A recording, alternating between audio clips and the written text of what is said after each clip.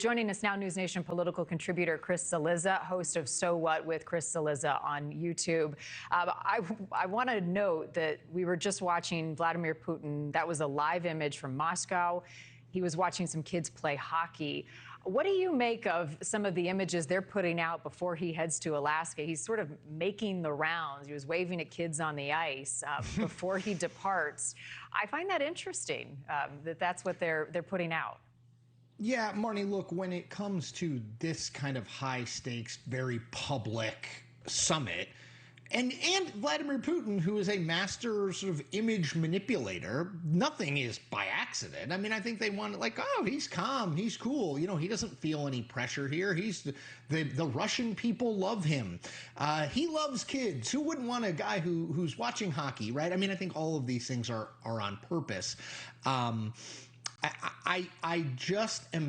I wonder about the motives for both. Donald Trump wants a deal. He fashions himself as a deal maker. He has said over and over again, he makes the best deals. He wants to win the Nobel Peace Prize.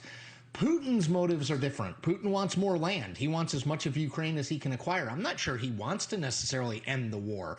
And Putin, of course, knows Trump wants a deal. So, I'm very interested to see what comes. I hope they have a press conference. Typically after these things, they do. They did in Helsinki, Finland in 2019. So I'm hoping we get that, just so we get more of an ability to ask questions about what went on in there, because otherwise the press will largely be shut out of this sort of thing. Right. And I think that, as Trump said, he'll know within the first couple of minutes. And if things don't go well, I don't think either of them are going to be apt to address the media afterwards. Ukraine is not part of this discussion. And we saw, even as recent as last night, more strikes in Ukraine. That has to be just another part of the optic about the leverage and who has it going into these talks. Absolutely. And look, Donald Trump has admitted, and he doesn't usually admit this, but he's admitted that, he thought he and Putin had a pretty good relationship, and Putin would tell him one thing and then go bomb Ukraine the next day. I mean, the fact that as they are getting on the planes to fly to Alaska, we are showing images of drone strikes in Ukraine, I think speaks to the fact that Vladimir Putin, I don't think is solving for let's make a deal here. Now, could the U.S. Through very strong economic sanctions, through sort of a world community aligned against them, could they make it really difficult for Russia to not make a deal?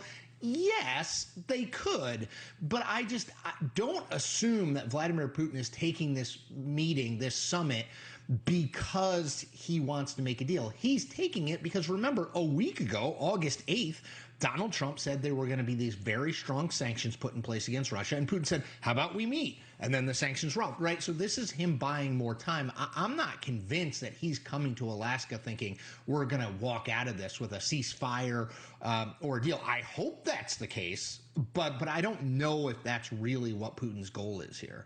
Wow. So much can happen. And if anybody tells you they know what it's going to look like at the end of the day, they're lying. That's the most important thing to remember. And the other thing, too, Marni, is remember, it's just going to be, we think, just Trump and Putin, no translators. So what comes of that meeting will largely be what the two of them framed that meeting as. It's not like we're going to have 15 reporters in there who can say, well, this one said this and then he responded this way. The reality is going to be created by two guys who have a long history of creating their own realities that sometimes comport with facts, but often don't. Yeah, and with much different goals for the long term and for global security. Chris, thanks as always. Boy, what a day it's going to be. Thank you for watching. Subscribe below and download our NewsNation app right now on your phone, and you will get fact-based, unbiased news for all Americans.